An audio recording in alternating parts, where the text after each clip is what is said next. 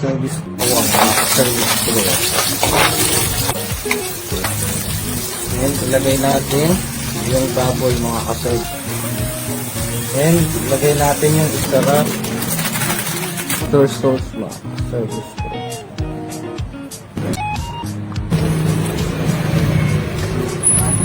Yung pansit, malagay na natin siya.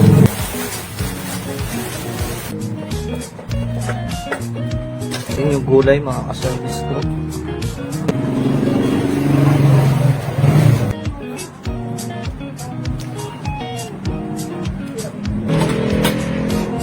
Luto na siya. Yan mga ka-service crew. Yan mga pansit.